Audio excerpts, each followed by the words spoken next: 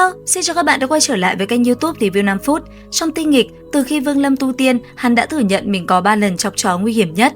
Một trong số đó chắc chắn chính là lần hắn đã chọc gậy bánh xe Thác Sâm, để rồi cả ngàn năm, cái tên Thác Sâm vẫn chờ đợi một ngày hắn thoát ra, hắn sẽ tìm Vương Lâm để báo thù. Vốn dĩ, Vương Lâm sợ hắn như vậy là bởi tu vi của hai người ở thời điểm đó quá chênh lệch, nó cứ như là một con voi và một con kiến vậy. Dù cho hắn đã nhận được truyền thừa ký ức từ cổ thần Đồ Ti, thế nhưng so với Thác Sâm lúc đó vẫn là không có cảnh gì. Thế nhưng, điều làm mình tò mò là Thác Sâm rất mạnh, thế nhưng trong độ phủ giới liệu còn có bao nhiêu cổ thần nhỉ? Nếu so sánh với Thác Sâm thì ai mạnh hơn và cuối cùng họ có kết cục ra sao? Vậy thì để trả lời cho câu hỏi này, hãy cùng kênh YouTube Review 5 phút đi tìm hiểu một chút các bạn nhé! Và người đầu tiên mình muốn giới thiệu với các bạn đó chính là Thác Sâm. Hắn vốn là một tia ma niệm được sinh ra sau khi đầu tư thất bại trong lần trùng kích cửu tinh cổ thần. Có thể xem hắn là một đồ tư không có ý chí truyền thừa hoàn chỉnh. Dù chỉ là bát tinh cổ thần, Thác Sâm lại gần như một mình chống đỡ thanh danh của toàn bộ cổ thần tộc.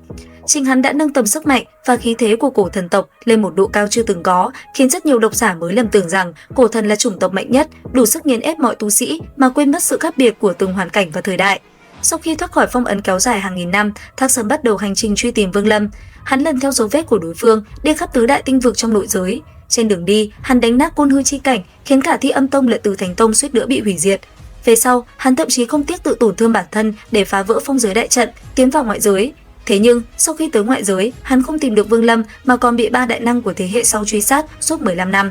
Mãi đến khi Vương Lâm xuất hiện tại ngoại giới để tìm Lam Mộng Đạo Tôn cứu Lý Mộ Uyển, hai người mới gặp lại nhau. Cuộc giao thủ khi đó chỉ diễn ra trong thời gian ngắn rồi kết thúc. Đến lúc cổ chi mộ địa mở ra, Thác Sâm lại tiến vào tranh đoạt truyền thừa Dạ Mặc, nhưng một lần nữa bị Vương Lâm giành trước, điều đó khiến hắn tức giận đến cực điểm. Sau đó, hai người tiến hành trận chiến định mệnh trong cổ mộ. Lúc này, Thác Sâm đã không còn là đối thủ của Vương Lâm nữa.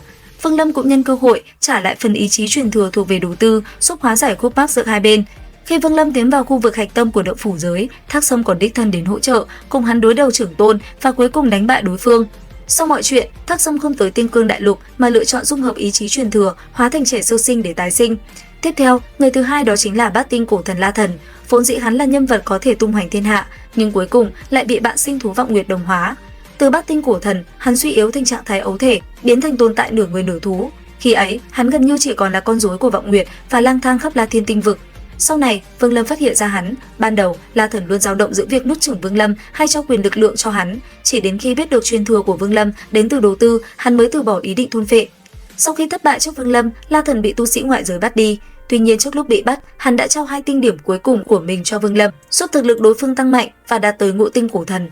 Khi Vương Lâm tranh đoạt truyền thừa Dạ Mặc tại cổ chi mộ địa, hắn vô tình gặp lại Vọng Nguyệt nên mang sinh vật này đi cùng. Về sau, dưới sự trợ giúp của Huyền La Đại Thiên Tôn tại Tiên Cương Đại Lục, La Thần được tách khỏi Vọng Nguyệt. Bản thân hắn vốn chỉ là cổ thần bình thường, dù là hậu duệ của Dạ Mặc, nhưng huyết mạch hoàng tộc còn sót lại đã vô cùng mỏng manh. Nếu không có Vương Lâm, có lẽ hắn chỉ có thể sống cuộc đời mờ nhạt trong cổ tộc. Thế nhưng, số phận của La Thần đã thay đổi hoàn toàn khi Vương Lâm xuất hiện. Sau khi Vương Lâm giết Hoàng Tôn Diệp Đạo vì Lý Mộ Uyển, hắn phát hiện ra La Thần và quyết định báo đáp. Vương Lâm giúp cải tạo huyết mạch của La Thần, nâng cấp nó lên cấp độ tương đương hoàng tộc. Cuối cùng, Huyền La chọn La Thần làm đạo cổ hoàng tôn mới. Từ một kẻ gần như vô danh, hắn trở thành người đứng đầu cổ tộc với địa vị và sức mạnh vượt xa Thác Sâm. Kế tiếp, người thứ ba chính là thất tinh nữ cổ thần Vân Na. Đây là nữ cổ thần duy nhất từng xuất hiện trong động phủ giới. Xét theo một khía cạnh nào đó, nàng cũng có thể xem là con gái của Dạ Mặc, bởi nàng được Thất Thải Tiên Tôn dùng một giọt tâm huyết của Dạ Mặc tạo ra. Nhiệm vụ của Vân Na là thay Thất Thải Thiên Tôn trông coi Đông Lâm Tông. Ngay từ thời còn ở La Thiên tinh vực, Vương Lâm đã từng gián tiếp tiếp xúc với nàng thông qua lão tổ của hạng gia. Tuy nhiên khi đó, Vân Na chưa từng lộ diện. Đến khi đại chiến giữa hai giới bùng nổ và Vương Lâm tiến vào hoạch tâm động phủ giới, nàng cảm nhận được đệ tam hồn trên người hắn nên chủ động gọi hắn là chủ nhân.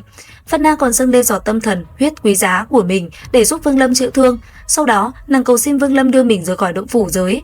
Khi mọi việc trong thế giới này được giải quyết ổn thỏa, Vương Lâm mới quay lại tìm nàng. Để báo đáp ân tình của Thất Thải Thiên Tôn, Vân Na quyết định lưu lại thân thể tại Đông Lâm Tông, dùng sinh cơ trong cơ thể nuôi dưỡng vùng đất ấy. Còn linh hồn của nàng thì theo Vương Lâm chuyển sinh tới Tiên Cương Đại Lục, và người cuối cùng trong danh sách này chính là Diệp Mặc chi tử.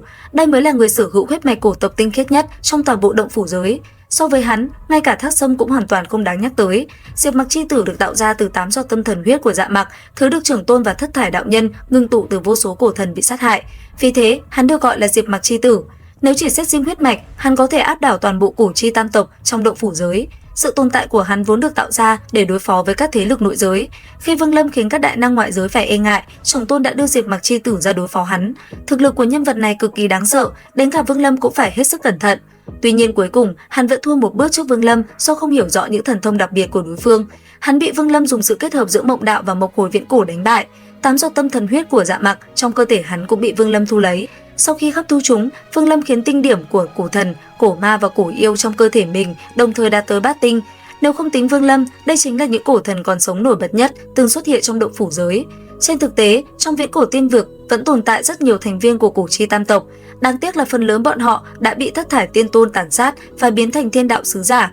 Đây cũng được xem là bi kịch lớn nhất của toàn bộ cổ tộc trong động phủ giới, và đó cũng là lý do tại sao trong lúc chiến thiên đạo cứu Lý Mộ Uyển, Vương Lâm đã gặp phải hư ảnh thiên đạo là cổ thần. Vậy thì các bạn còn tò mò gì về tinh nghịch không? Theo dõi kênh YouTube Review 5 phút để biết thêm chi tiết các bạn nhé. Xin chào và hẹn gặp lại!